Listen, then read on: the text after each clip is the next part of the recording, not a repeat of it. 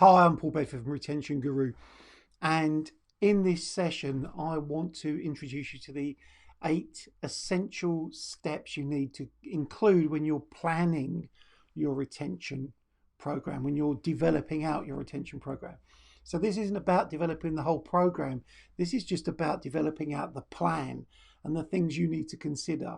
Because one of the things I've come across quite frequently is operators will listen to my content, they'll go back into their business, they'll decide on the changes they want to make, and then they'll implement them. They won't think about planning that implementation and the impact that implementation is going to have on the business. So over the years, we've developed a strategy to help operators in that planning process, and that's what I'm going to deliver for you now. So this session is the essential planning steps to kickstarting your retention program. And one of the things we'll be constantly doing is we recognize that businesses are under a constant barrage of change. Developing a consistent approach to measure and management of your retention process will aid in maximizing its impact that it has on both your staff and your customers. The challenge is if you don't plan, and I'm sorry, it's a bit of a cliche, you're going to fail. If you fail to plan, you plan to fail. You have to map out the plan. You have to have a timeline for implementation. You need to think about the different groups of staff and sometimes individual staff that are going to have an impact on this process, because you need buy-in at different levels. Now, to start with, these are the 8 essential steps. And it may sound a bit of a cliche, but begin with the end in mind. Present a solid business case for your retention strategy, plan for the change, provide resources and use data for evaluation. Think about your communication models, monitor and manage any resistance to the change model you've put in. Catch people doing things right and celebrate successes, really essential in your planning. And then apply the principle of, or the philosophy, it's not principle, it's the philosophy of Kaizen. So let's have a look at this first one. Let's have a look at what you need to do when you're beginning to plan or you want to kickstart your retention approach. You have to begin with the end in mind. Now, while Stephen Covey introduced this in his 7 Habits of Highly Effective People, mankind has been doing this since the dawn of time. Now, one of the things we've found to be really effective with operators is just focusing on one small core area of the business, because that can actually have a really big impact across the whole business. Right at the beginning, though, you have to start by identifying the resources you have available and the staff that will facilitate that process. You've got to start thinking about, okay, let's take a narrow slice of our business and work on that. Because again, a lot of the people I speak to say, there's so much to do, Paul. There's so many different things we can do. We've got so many different products and services. Where do we begin? Begin by thin slicing. Begin by finding one core element of your business and narrowing down and say, we're going to focus on the onboarding process. We're going to focus on how we introduce people to group exercise. In our swim academy, we're going to look at how we get people from a level 5 swimmer to a level 7 swimmer. Then you have to recognize who are the staff involved in that process and the key facilitators of that. And you have to get them involved really, really quickly. Now, the second element you need to focus on is your business case. So once you've identified the area of your business you want to work on, you then need to present a business case. Now, within any organization, there are multiple layers of staff that have input on what's going on. Even if you're a really small independent site, there's you and your trainers, maybe your accountant, maybe other members of your staff are all having input on this process. And they all have different levels of buy-in. They all look at this from the perspective initially as, what does that mean to me? How will that in fact impact me? How will I have to change to put this across? Now, one of the quotes I hear all the time, almost as a business strategy, well, if we just added 1 extra month of membership, then this is how much additional revenue you'd earn. Now, let's take 1,000 customers. That's my favorite baseline number. Let's take 1,000 customers all paying $30 a month. Now, If you increase length of stay in all 1,000 by 30 by 1 month, yeah, you'd add an additional $30,000 worth of revenue. But not all of your customers will be quitting next month. So not all of your customers will be adding to that 30,000 total or contributing to that 30,000 total, because your members are staying different amounts of time. So while adding one extra month would add 30,000 to the bottom line, you won't get that in a single month. That will be over 12 months, 18 months, 24 months. And if you've already got a good retention strategy and you're just trying to fine tune it, you might not see the return on this for 2 to 3 years. So you have to be really mindful of what you're measuring, when you're measuring it, and then how you present that as a business case. Things to think about within the business case: you also have to think about your costs, your fixed and variable costs. What's it going to cost to implement this? What's it going to cost to keep it running? Because if you don't get that right, then you could end up spending more money trying to retain customers than you actually get from the additional months of membership. Now, the third one in planning for change is actually mapping it out, doing diagrams, drawing things out on flip chart paper, on whiteboards, using sticky notes. But you'll need to map it out with the end in mind and the steps that you need to go through.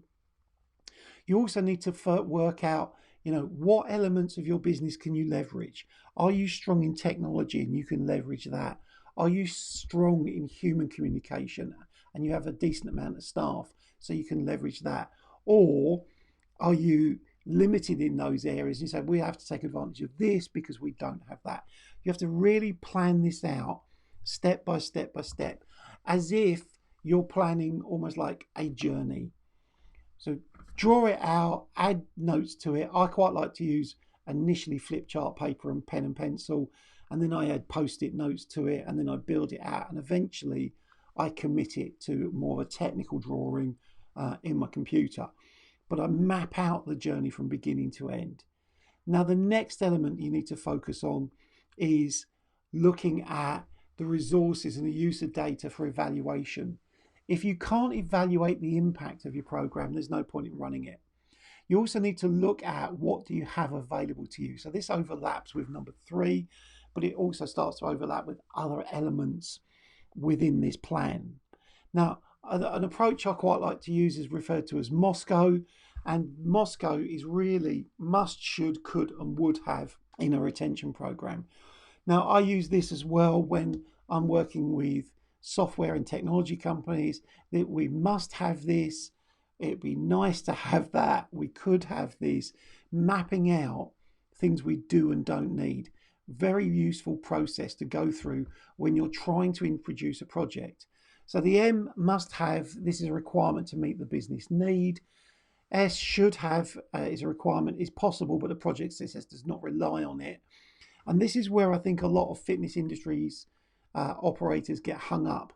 They get hung up on where's the fitness element. Sometimes you don't need a fitness element for a product to be successful, for a process to be successful. When we do the retention kickstart program, 6 modules, the last one is the exercise planning process and the exercise adherence element. We leave that to the end so that everything else is in place beforehand. Now, when you get through to the C, could have, this is a requirement. If it doesn't have it, that's not the be all and end all, but it would be nice to have. And then would like to have this requirement later, but delivery won't depend upon it. So it might be that you're planning something out and you think, well, we'd really like a communication system, a comm system that delivers these types of messages, including video, prompts, personal calls, things like that. But that's not essential for the initial part of the project. That can come later. We can layer that on over the top. So you want to be thinking through these different layers of what's going on and what you must have, could have, would have, and should have. Number 5 is probably one of the most common things that I hear working with different scales of operators, and that is lack of communication or unclear communication. When I start a project, if I'm working with a major client, on the first day, we just get definitions of terms. We sit around a table and we make sure everybody in the room that's associated with the project understands the language we're going to use. What do we mean by retention? What do we mean by attrition? What do we mean by monthly active users? What do we mean by about the difference between personalized, customized um, approaches? What do we mean if we're talking about a process as opposed to a behavior? What's the difference between customer experience, customer journey, and customer service? We define all those different words so that everybody knows when they're using a particular word or group of words, it has a very, very specific meaning. Because communications is really important. Then you have to think about, okay, how and when are we going to release information to our staff and to our customers? If we release it too soon and it's not fully formed, it can create actually a lot of anxiety because you can't answer questions about it, and people either start to disregard the project or the process from the beginning, or they get anxious about how it might impact them. And when you leave them with gaps in information, what people tend to do is make it up. They go, well, yeah, well, I wonder if it's this. So this is where the rumors start. And it's like, oh, they're putting this retention program in and it's to get rid of all the staff. And yet the program might be, reliant on staff. But if you leave gaps, you open that up for people to put their own information in.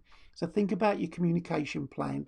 Think about how you're going to share that information, when you're going to share that information, and understand that there's also these other elements, these other psychological and sociological elements that happen within groups.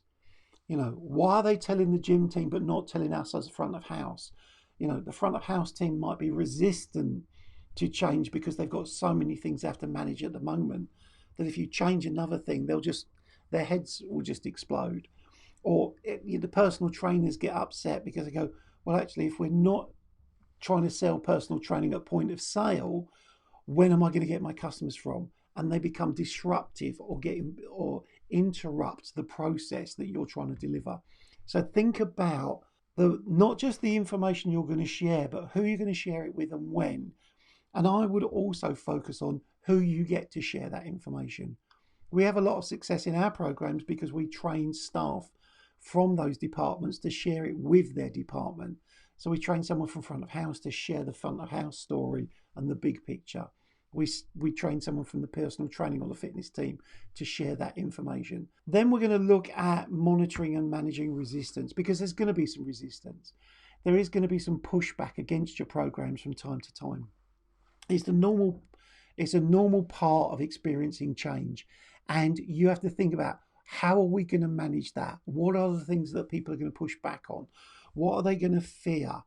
I worked with an operator probably about a year ago, where one of the common things was the managers were feeling undervalued. And the reason they were feeling undervalued was, up until probably about 2 years ago, if you were really good at opening your site, keeping your site clean, making sure all the processes for running your site were really, really spot on, then you were considered a good manager. Then there was a slight change in infrastructure within the business, and now managers will be expected to be more entrepreneurial, more business-like. So rather than all the business planning being done at head office, they wanted business planning to be done at site level relative to the community. Now, a lot of the managers weren't good at that. So suddenly they'd gone from being really, really good and highly rated managers because of the way they could run their buildings, to actually rated as poor managers because they weren't business entrepreneurs. And that created a lot of pushback and a lot of resistance within the organization, because those managers, 20, 30 years of experience, just pushed to one side and said, oh, that's all well and good, but this is the thing that we think is important now, and this is the thing you've got to be good at.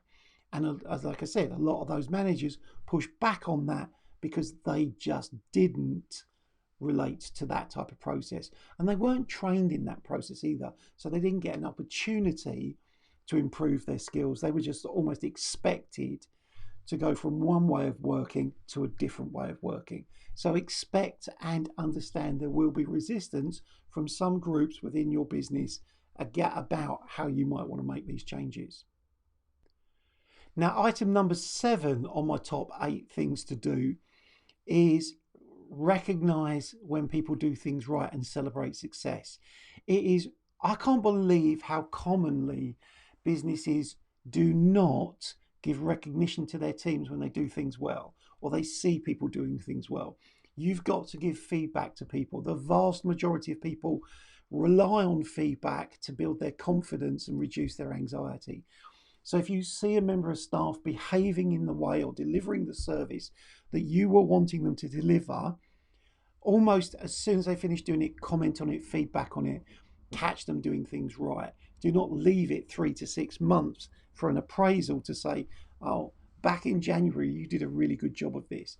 People respond well and they continue to behave in the way you want them to behave if you give them praise and feedback immediately. You also want to celebrate your successes. You want to celebrate your milestones. If you decide that one of the things you're doing as your retention kickstart is it's the onboarding process, measure how or have a success number for we've onboarded 50, we've onboarded 100 using our new program. Recognize when those milestones have been achieved and celebrate that with staff. Reinforce that that's the direction you're going. Don't just put a program in, let it run, and don't take account of that, or just evaluate it on the pure number of how many extra months has it added. Look at, how many of these have we done? Recognize the effort, the time and the effort and the application that your staff have put into it. So catch people doing things right and then make sure that you celebrate your successes. Now, number 8 is the philosophy of what's called Kaizen. Kaizen is a Japanese word. The philosophy of it, because there's no literal translation, so the philosophy of it is constant and never-ending improvement. Now, that's quite a worry in a lot of businesses, because what you'd like to do when you're planning is to go, here's my plan, we've implemented our plan, the plan's been successful, I don't have to touch it anymore. But one of the things we know about the way our industry evolves is things keep changing. We're seeing improvements in technology, we're seeing improvements in the way staff are trained, we're seeing improvements, well, just generally.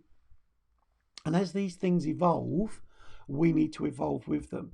So Kaizen is this recognition or this acceptance that there is an opportunity for never-ending improvement.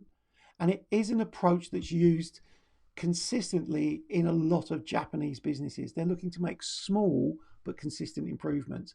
They're not looking for the one thing that makes the big improvement.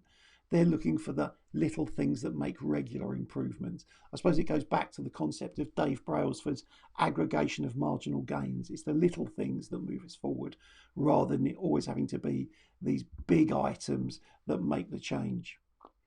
Now, finally, what we have to do is think about there's a human element of any change process.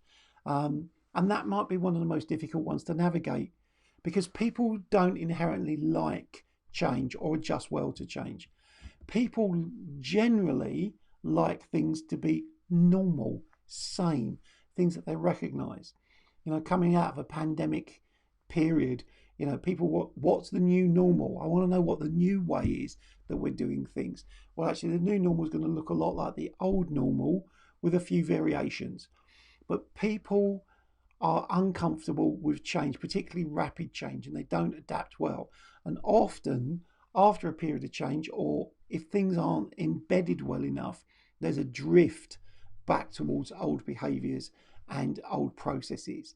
And this is why a lot of programs don't stick, because the planning wasn't done sufficiently well enough. And then there wasn't this constant looking at, catching people doing right and celebrating it, recognizing the value of it from a financial perspective, the evaluation process. So you have to make sure that you have to make it sticky. Now, I want to finish with this final slide because this is a slide that I've used for numerous years when I teach my behavior change programs. And I love this slide because I think everyone who sees it usually looks at it, smiles and agrees. And it's this: people don't mind change as long as they don't have to do anything different. How's that? People don't mind change as long as they don't have to do anything different. Or they don't mind change as long as they don't have to do too much that's different. And I would suggest to you that when you're evolving your retention approach. So first of all, you're bringing a retention approach in. You're going to kickstart your retention by bringing something in for the first time. What you want to do is try and find as many elements of that that you can say, well, we're already doing this, so it's a version of that. We're already doing that bit, it's a version of that. What we're doing now is we're bringing those things together so that there's an evolved experience. It's not like we're bringing something completely new. We're bringing in or joining up things that we've always done. That way, you're probably likely to get more buy-in than if you just go, we've got this new thing, we've got this new thing, we've got this new thing. That's really attractive to marketers. It can be attractive to customers, but to staff, constantly hear we've got a new isn't great in making them feel comfortable and reducing anxiety. So think about the way you share that. Now, those are the 8 elements that I focus on when I'm helping businesses plan. So we have the planning process and we have the milestones within that. Someone joins, they have an appointment, and so on. But actually around that, you have to think in a little bit more detail. You have to think about, how am I going to share that information with customers? How am I going to share this new onboarding process with staff? What are we going to do within our swimming lessons to teach our swim teachers about these changes?